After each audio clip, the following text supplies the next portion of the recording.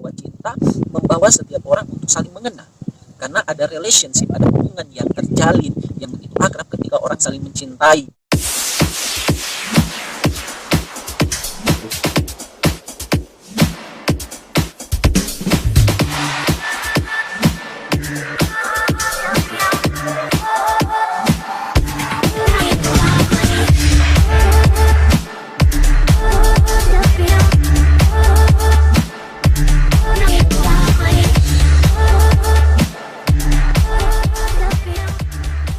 Shalom BC Muhammadiyah, saudara yang diberkati Tuhan.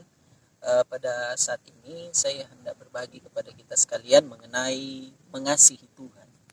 Di dalam Matius pasal 22 ayat 37 sampai 40, ketika Yesus Tuhan ditanya mengenai hukum yang pertama dan terutama, maka Tuhan Yesus berkata bahwa hukum yang pertama adalah kasihilah Tuhan Allahmu dengan segenap hatimu, segenap jiwa, segenap kekuatan dan akal budimu. Dan hukum yang kedua yang sama besarnya itu yaitu kasihilah sesamamu manusia seperti dirimu sendiri. Dan ditutup ayat 40 berkata bahwa pada kedua hukum inilah terletak seluruh hukum Taurat dan kitab para nabi.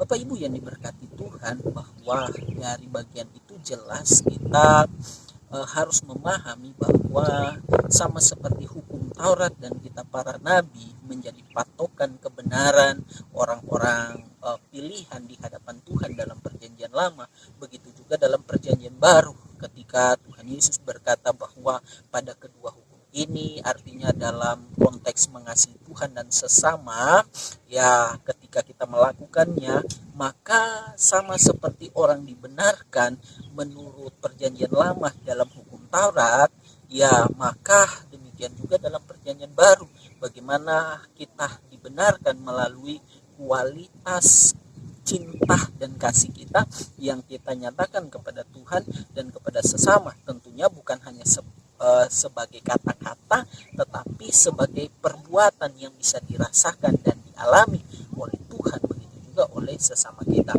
Dalam 1 Korintus pasal 8 ayat yang ketiga, Paulus berkata dalam terjemahan baru bahwa orang yang mengasihi Tuhan dikenal oleh Allah, dalam artian bahwa kalau kita melihat manifestasi dari kasih atau cinta itu sendiri seperti yang diuraikan panjang lebar dalam Kidung Agung, bahwasanya bagaimana definisi cinta, manifestasi dan kekuatan cinta. Dikatakan bahwa cinta lebih kuat dari maut, dan di dalam cinta itu sendiri ada pujian yang disampaikan, ada ungkapan hati dan sebagainya.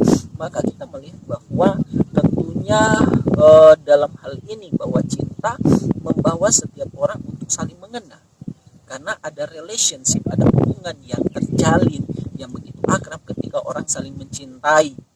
Bapak Ibu yang diberkati Tuhan, makanya dalam terjemahan Indonesia masa kini dalam 1 Korintus pasal 8 ayat 3 di sana berkata bahwa orang yang mengasihi Tuhan dinikmati oleh Tuhan. Bukankah manusia diciptakan untuk mengasihi dan mencintai Tuhan? Ya, sama seperti yang kita lihat bahwasanya ketika Tuhan menaruh pohon pengetahuan yang baik dan yang jahat di dalam taman itu, bukankah itu menjadi ukuran manusia mengasihi dan mencintai Tuhan? Sama seperti Yesus bilang, kalau engkau mengasihi aku, engkau akan melakukan semua perintah-perintahku. Jadi ketika Tuhan taruh pohon itu dan manusia tidak memakan atau melanggar perintah Tuhan mengenai pohon itu, maka Tuhan bisa menikmati bahwa manusia mencintai Tuhan.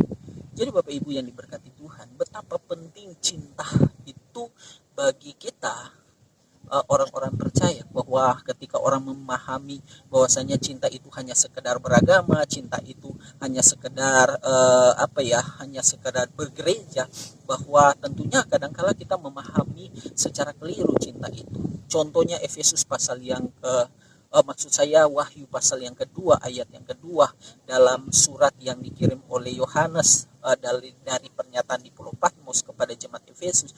Ya, isinya dikatakan begini, bahwasanya aku tahu segala pekerjaanmu, aku tahu jerih payahmu, aku tahu ketekunanmu, aku tahu bahwa engkau tidak dapat sabar terhadap orang jatuh, engkau membuktikan mereka berdusta, aku tahu bahwa engkau tetap sabar, engkau berjerih lelah, engkau mengorbankan segalanya. Jadi tentunya jemaat ini secara kasat mata jemaat luar biasa.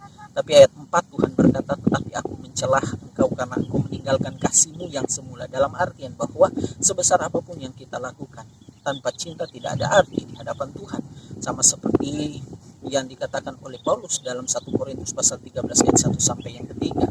Sekalipun aku bisa berkata dengan semua bahasa, dengan bahasa malaikat, aku memiliki iman yang sempurna memindahkan gunung, memiliki karunia bernubuat, aku membagi-bagikan segala sesuatu, bahkan menyerahkan tubuhku dibakar, kalau tanpa kasih tidak ada gunanya, seperti gong yang berkumandang dan canang yang gemericik. Dan tentunya dalam bagian ini kita harus memahami betapa pentingnya cinta itu. Bahkan di dalam Wahyu pasal 2 ayat 5, bahwasanya ketika orang mencintai itu, orang kehilangan cinta akan Tuhan, berhenti mencintai Tuhan, justru dia akan mengalami stagnasi atau mengalami kejatuhan terhadap dosa. Karena Alkitab berkata, setelah Tuhan bilang, aku mencela engkau karena engkau kehilangan kasihmu yang semula, maka ayat 5 dia bilang, ingatlah betapa dalamnya engkau jatuh. Artinya kalau orang berhenti mencintai Tuhan, dia akan mencintai dirinya sendiri atau mencintai dunia ini, dan apa yang ada dalam dunia cuma keinginan mata, keinginan daging, dan keangkuhan hidup.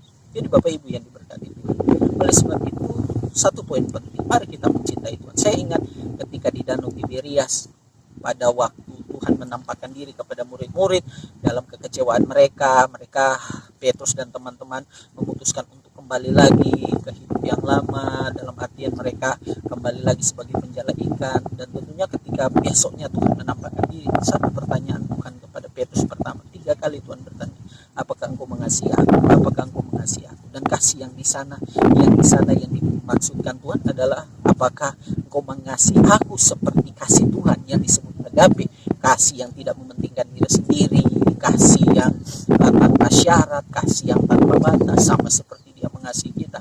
Yang kira-kira seperti itu. Jadi pertanyaan penting buat kita adalah, apakah engkau mengasihi Tuhan? Apakah kasihmu dinikmati oleh Tuhan? Seberapa besar pernyataan cintamu yang kau telah nyatakan kepada Tuhan dan bisa dinikmati oleh Tuhan? Baik, puji Tuhan, Tuhan Yesus memberkati kita sekalian. Dan tentunya saya berdoa buat kita sekalian, ya, sehingga supaya cinta kasih kita akan semakin bertambah dengan Tuhan, sehingga pengenalan akan Tuhan, saling mengenal kita dengan Tuhan itu menjadi anugerah yang terbesar. Saya ingat menutup bagian ini adalah Matius pasal 7 ayat 21-22, bahkan yang paling tegas 22-23, ketika Tuhan bilang, bukan setiap orang yang berseru Tuhan yang masuk kerajaan surga, tapi mereka yang melakukan kehendak Bapakku.